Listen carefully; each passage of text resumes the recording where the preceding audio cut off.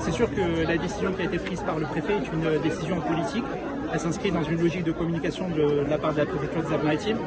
Comme on l'a vu et ces derniers mois, il y a une vraie séquence d'arrêtés injustes qui ont été pris à l'encontre de la composante musulmane. Je pense à cette librairie qui a été fermée, dont la justice a reconnu que l'arrêté était injuste.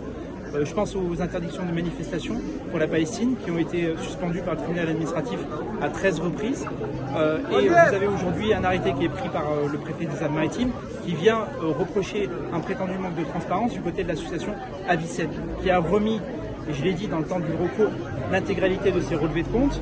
Et en face, ils ne sont pas capables de démontrer qu'il n'y aurait pas de sincérité dans les comptes qui sont construits par l'expert comptable de cette association. Donc oui, on considère que cette décision est clairement disproportionnée, elle est injuste. Vous avez un établissement privé qui fonctionne, le seul établissement confessionnel des Alpes-Maritimes, qui est soutenu par l'ensemble de la communauté musulmane. Je pense que vous avez vu le public qu'il y a aujourd'hui et le nombre de sympathisants qui sont venus soutenir cette cause-là. On espère qu'effectivement le tribunal administratif rende une décision qui aille dans le sens de la suspension. Nous avons des arguments, la réussite et surtout l'absence de démonstration du côté du préfet des Alpes-Maritimes qu'il y aurait des troubles à l'ordre public au sein de l'établissement Avicenne. Rien n'est reproché aux élèves d'Avicenne, rien n'est reproché aux élèves, rien n'est reproché au programme que suit l'établissement. Donc oui, on a bon espoir que la justice suspende cette décision. C'est sûr que l'établissement Avicenne a demandé, avant que la décision de fermeture ne soit prise, à la préfecture.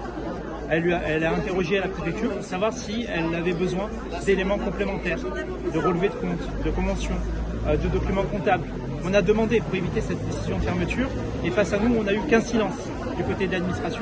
S'il y avait réellement une volonté du côté de l'administration d'éviter cette décision de fermeture, ils auraient pu nous demander des relevés de comptes, peut-être de mettre les prénoms sur les noms de famille des contributeurs. Ça n'a jamais été demandé.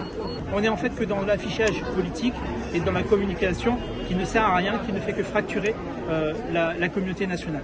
Il y a une volonté du préfet de fermer cet établissement à tout prix, mais comme l'a dit la ministre de l'Éducation nationale, la justice aura le dernier mot et je l'espère, ces enfants pourront continuer leur scolarité au sein de l'établissement Avicenne.